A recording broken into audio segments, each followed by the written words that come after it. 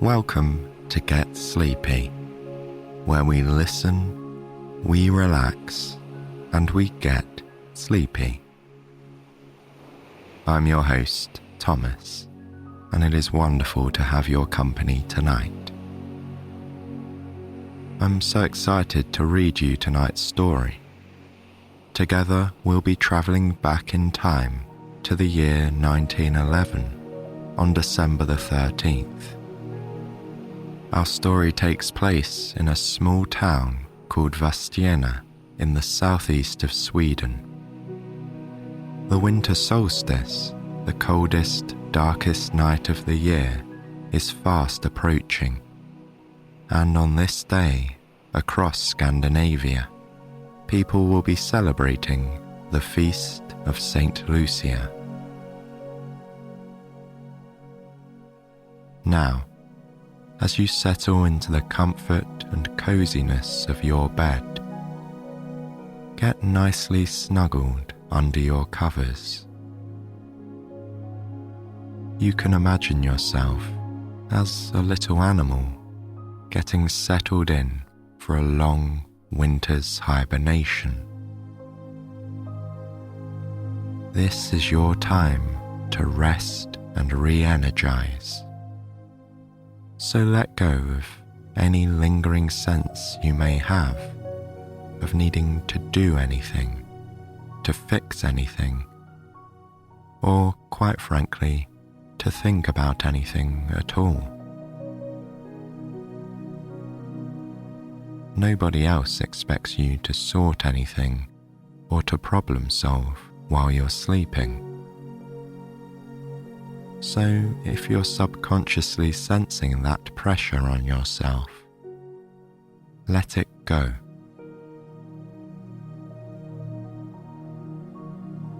Take a nice deep breath in now. And as you breathe back out, feel the tension in your body ease away. On your next breath in, say to yourself, I am. And as you exhale, say, calm. I am calm. By repeating and affirming simple phrases like this, your body and mind will follow. So, close your eyes if they're still open, and just follow the sound of my voice as I take you to this small Swedish village at the turn of the 20th century and in the very depths of winter.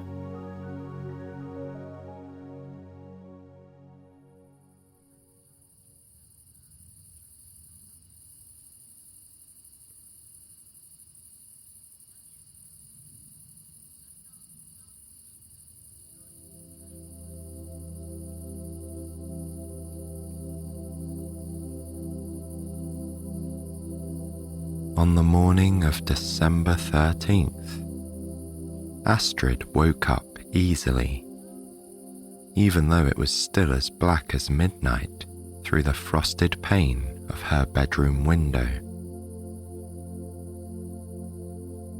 She climbed out of bed, smoothed the warm, feather-stuffed eiderdown back over her mattress, and pulled a pair of warm woolen slippers with a sheepskin lining onto her bare feet. She took a deep sniff of the air. It was warm with the scent of saffron, raisins, baking dough, and brewing coffee. Astrid crept down the stairs, careful to avoid the step that creaked so she wouldn't wake her grandma or her sister, and went down to the kitchen. her mamma was already awake.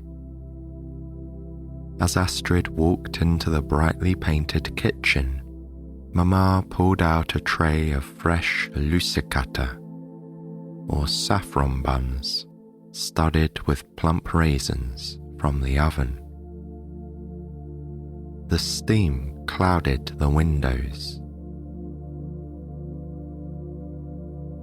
Papa was standing over the stove, brewing coffee.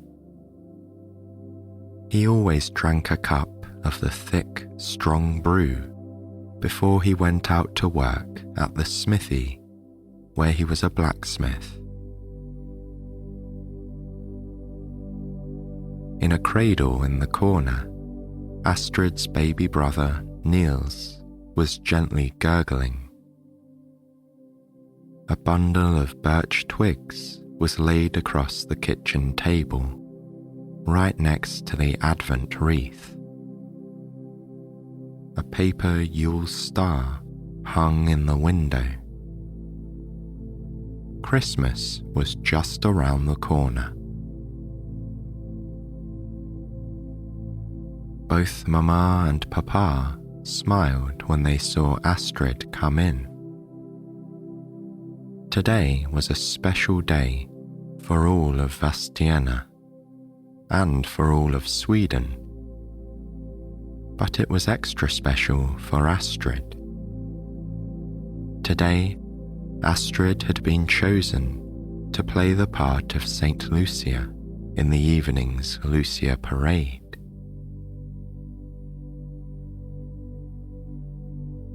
Grandma appeared in the kitchen doorway. She smiled at Astrid too, and ruffled the girl's fair hair before she went to stand by the ceramic stove that stood in a corner of the kitchen and filled the room with its cozy warmth. Last down the stairs and into the kitchen was Linnea, Astrid's younger sister. She emerged in the doorway with her hair still ruffled from sleep, clutching the red-painted wooden horse that was her favourite toy. Her eyes widened when she looked around the room and realised that everyone else in the family was already awake. The last person to wake up on St Lucia's day was nicknamed Luce the Loose, and was given a light, playful slap with a bundle of birch twigs. Linnea giggled. She was Luce the Loose this morning. Mamma was already reaching for the bundled birch twigs. With a laugh, Linnea ran around the kitchen table until Mamma caught her, tapping her on the legs with the birch before folding her up into a hug. Then the whole family sat down for the day's special breakfast.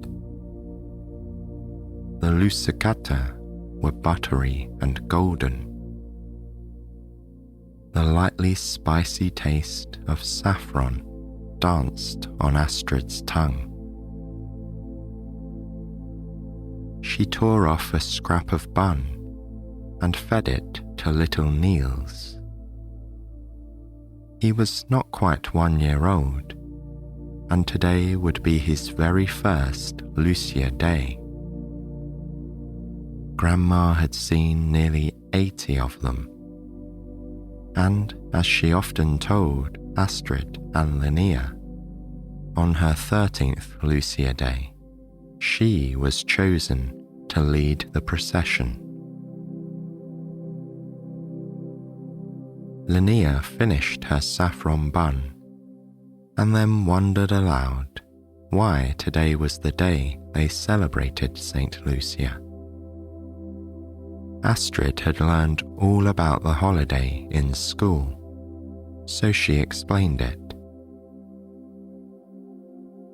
St Lucia was a young girl, about the same age as Astrid was now, who lived in Siracusa, a city in Sicily, an Italian island in the faraway bright blue of the Mediterranean Sea.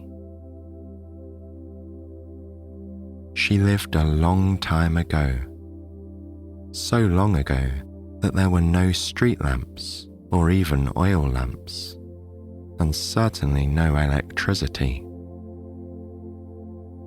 In those days, in Italy, it was very dangerous to be a Christian.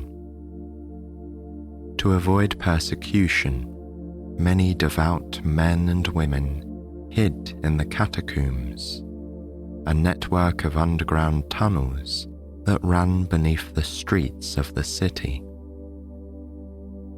They were safe there, though they often had very little to eat and drink. Lucia had a kind heart, and she couldn't bear to think of the poor people going hungry and thirsty. So she filled her apron and her pockets with food and crept into the catacombs at night. She needed to keep her hands free to share out the food, so she couldn't carry a candle with her into the deep, dark tunnels. Instead, she wore a wreath woven from fragrant laurel leaves atop her head. She fixed 4 candles into the wreath, and the light from the candles illuminated her path.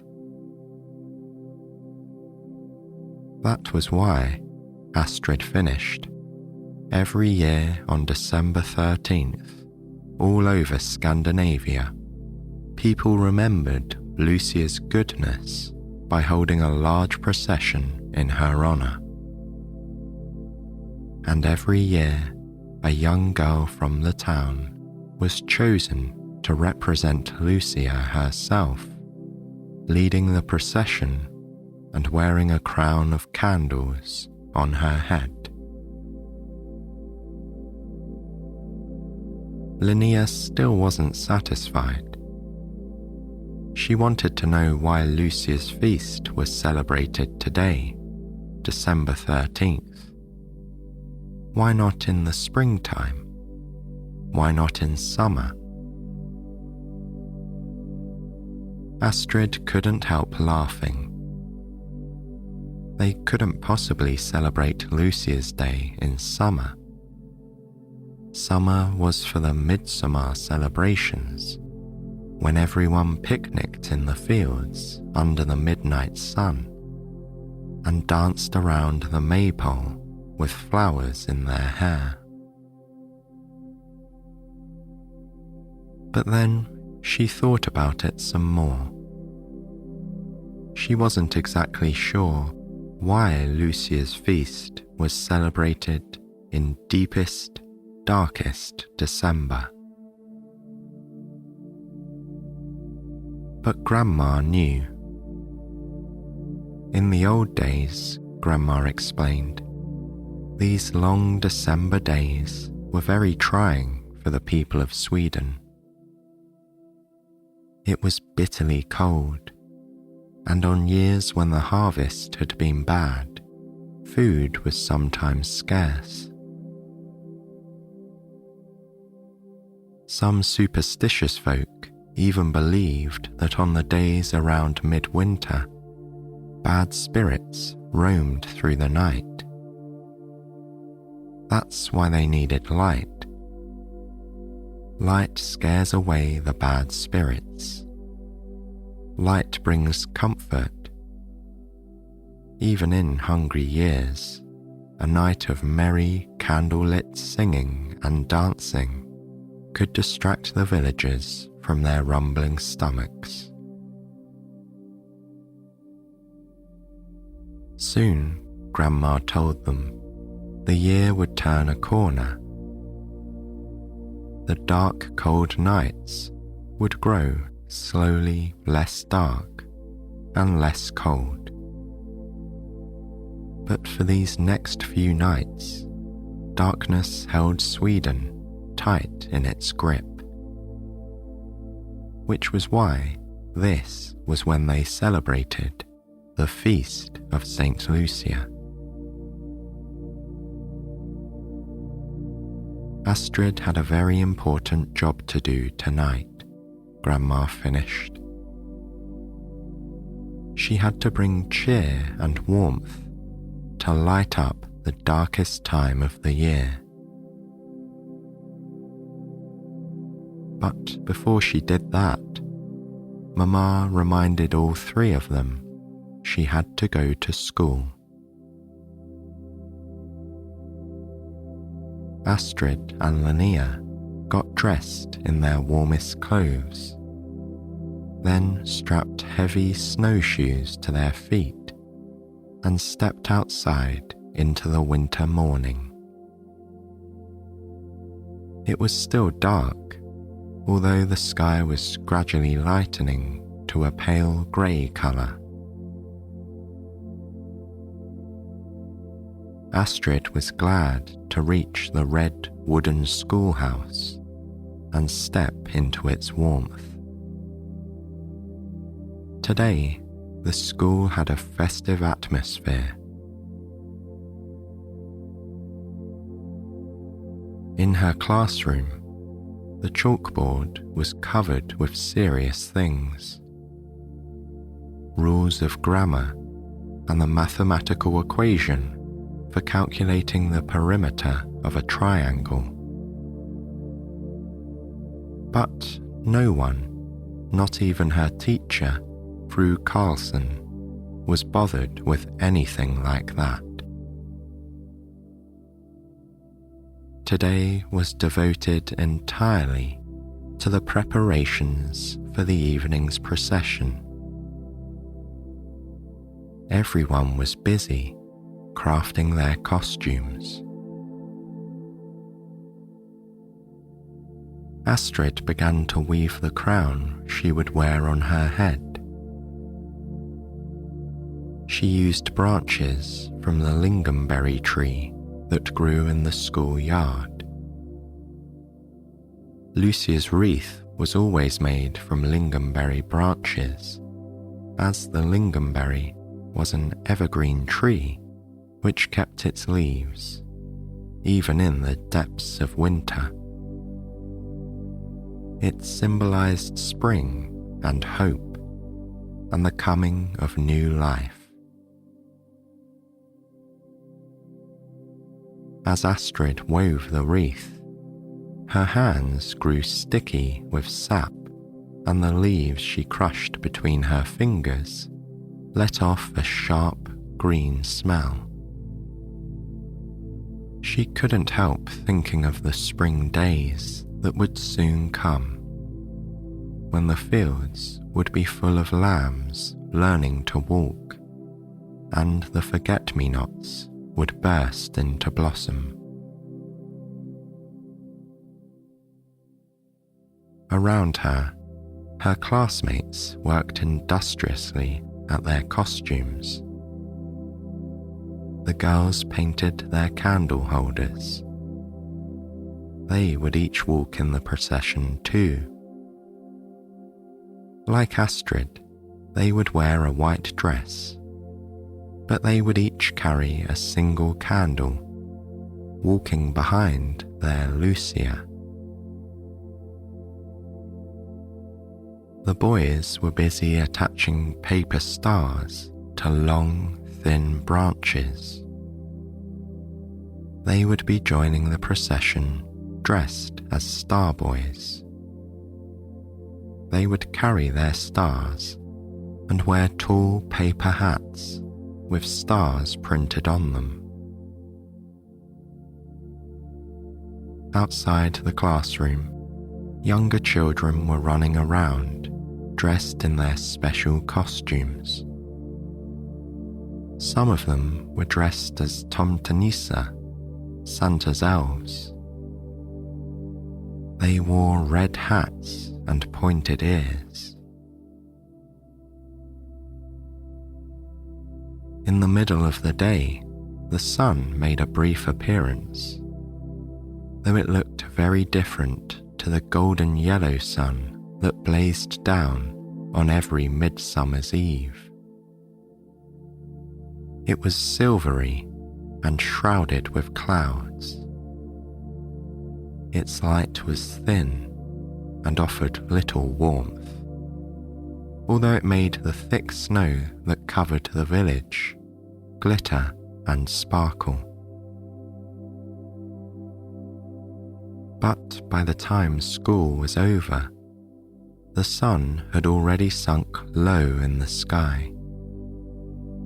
It was completely dark by the time Astrid and Linnea arrived home, but the kitchen of their little cottage was warm and well lit. Mama and Grandma had been baking all day. To remember the food that little Lucia brought the people in the Sicilian catacombs, it was traditional to eat all kinds of delicious, warming treats on feast day. Mama looked up from the middle of a cloud of flour when the two sisters walked through the door. Her daughters arrived just in time. She needed a few extra hands to roll out the dough for the peppacarco, the crispy, spiced gingerbread biscuits that are always enjoyed after the procession. She handed Astrid a rolling pin, and between them, they rolled the delicious-smelling dough into a thin, even sheet that took up the whole of the kitchen table. It was Linnea's turn next. She was trusted with a star-shaped cookie cutter. She furrowed her brows in concentration as she cut out cookie after cookie and placed them on a tray. With the cookies in the oven, Linnea was given a wooden spoon to stir the meatballs simmering in their creamy gravy sauce on the stove. Astrid and Mama, meanwhile, stretched out the dough to make the vietecrans. The dough had been rising all day in a warm corner of the kitchen. Now, Astrid and Mama pulled it out gently, stretching it with their fingers until it was a thin sheet. They worked steadily, brushing the dough with butter, dusting it with sugar, and sprinkling fragrant cinnamon and cardamom on top. They rolled the dough up and joined its ends together so it made a ring. Mama sliced neatly through the dough with her sharp knife, then twisted and pulled the pastry away from the center so that it looked like an ornate crown.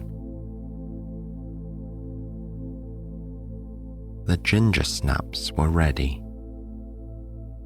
They came out of the oven and the pastry went in. Astrid blew on a snap to cool it down, then nibbled at its edge.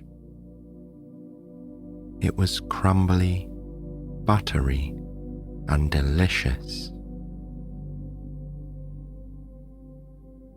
Through the window, the sky was growing darker and darker. Now it was velvety black. One by one, stars began to shine through the darkness, little silver pinpricks in the night's heavy fabric. the clock on the wall read 6:30. It was time to get ready.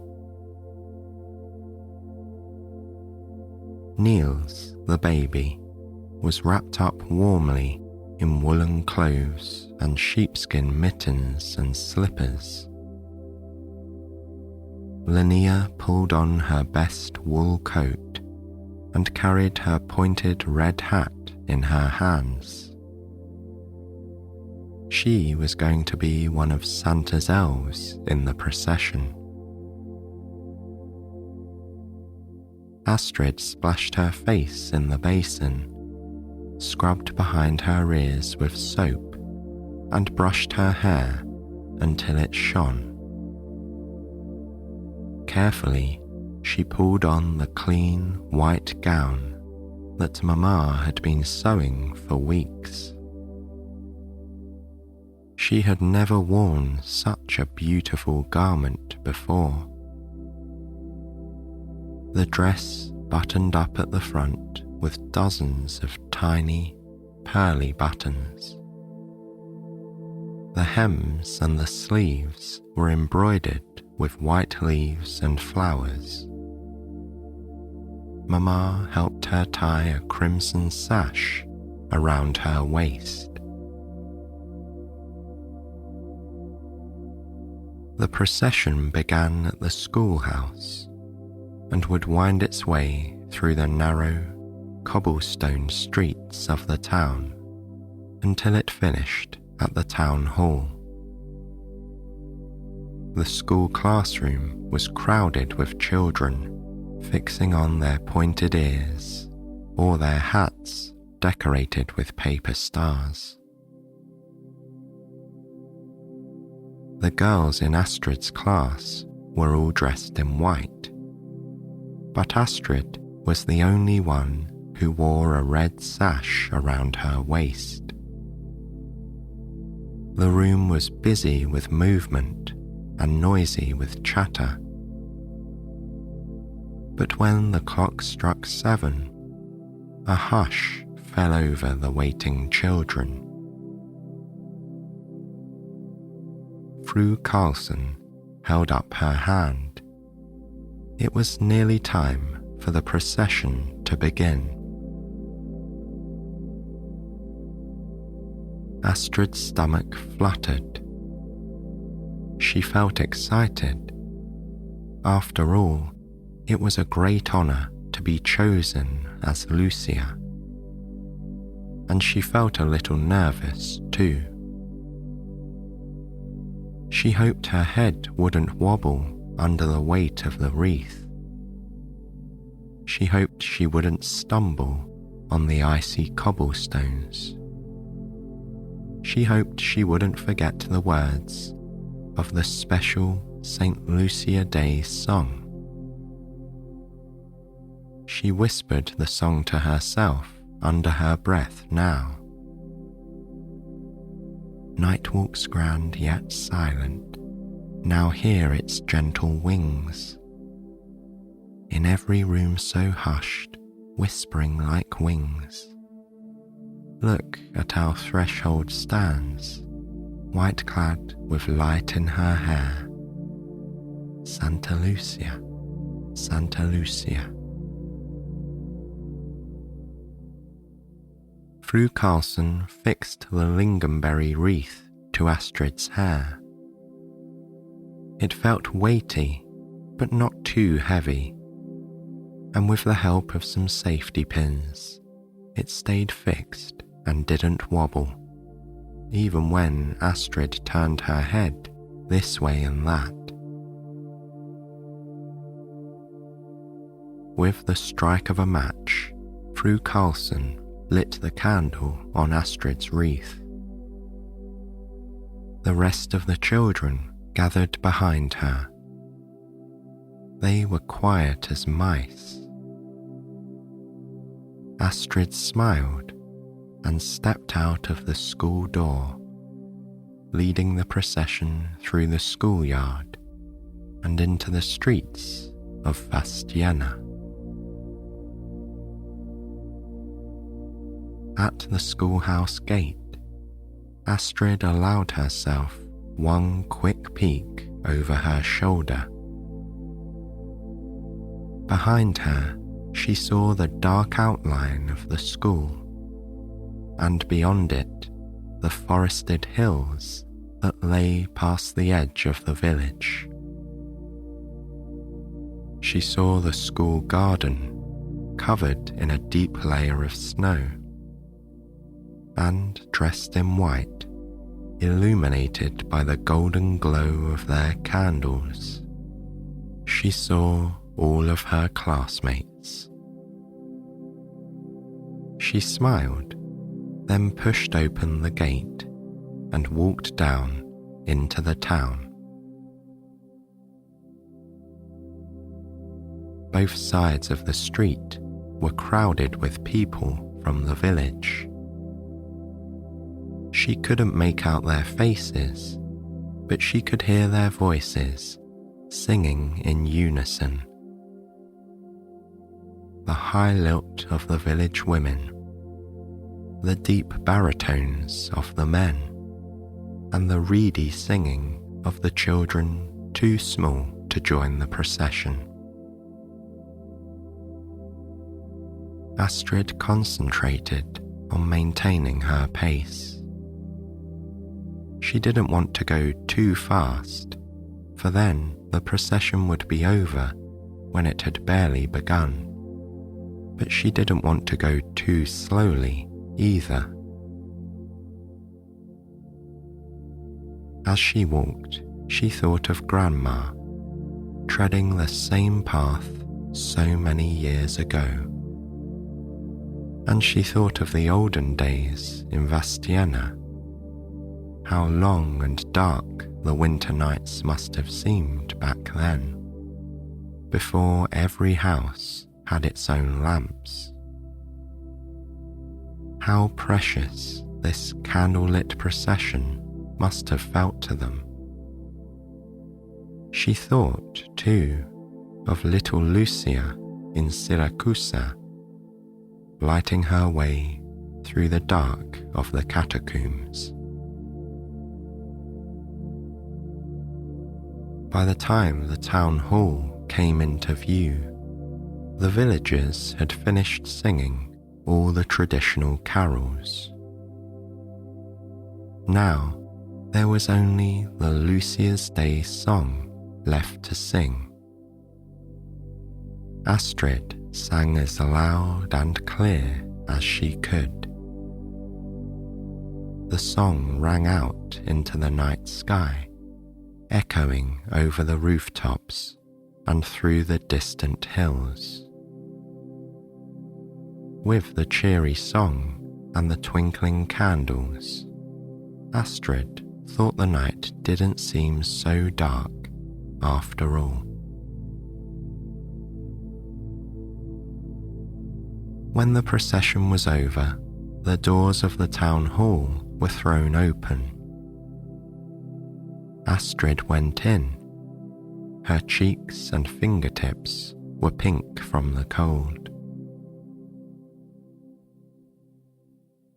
Inside, long tables groaned with food, buns and biscuits and pastries, smoked fish and new potatoes, coffee brewed with cardamom, and big vats of hot glögg, a special mulled wine that was simmered for hours on the stovetop with spices, raisins, and almonds.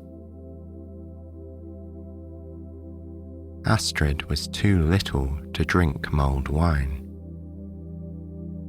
Instead, she warmed herself with a mug of spiced apple drink and a slice of Mama's Viettekrans.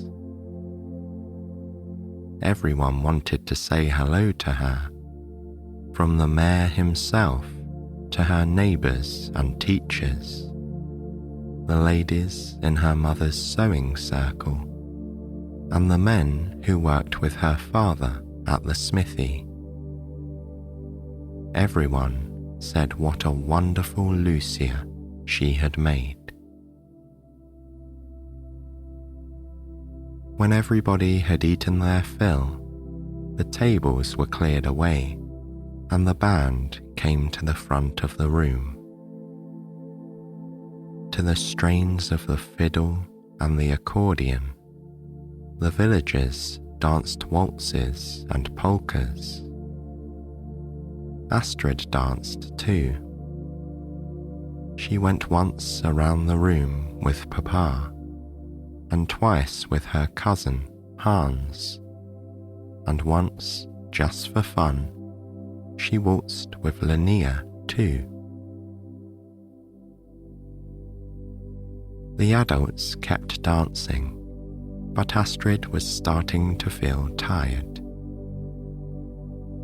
She found an empty chair and curled up to watch.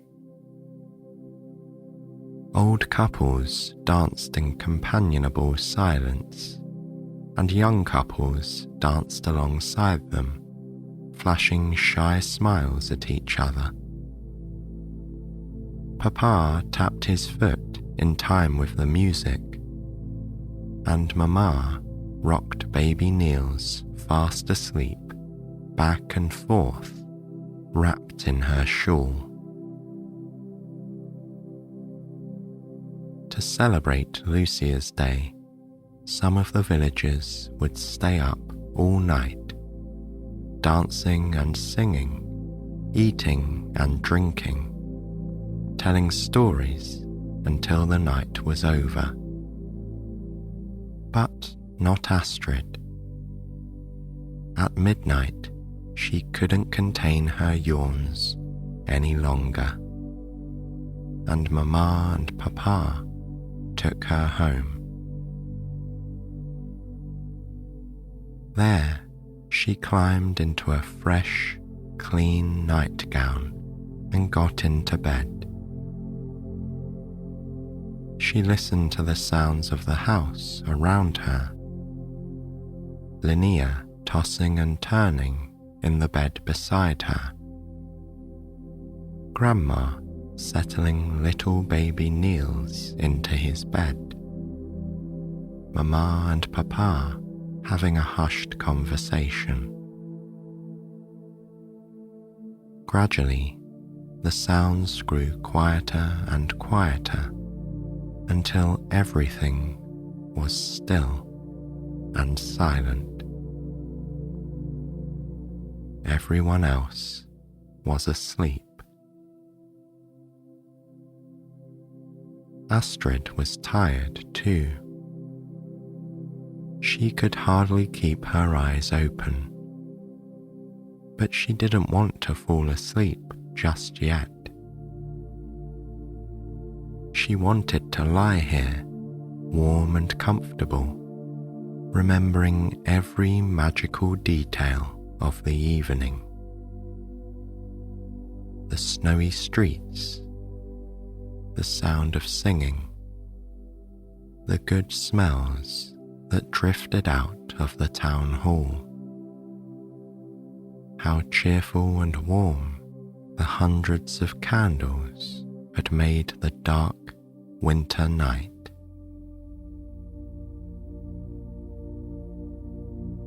The longest nights of the year were upon the village now. But soon enough, little by little, the nights would grow shorter, the days would grow lighter, and with every one of its visits, the sun would stay for just a little longer. Soon the snow would melt, and then spring would arrive. And finally, summer would come with its long, lazy days. Astrid lay back on her pillow, thinking of warmth and sunshine. And she fell asleep.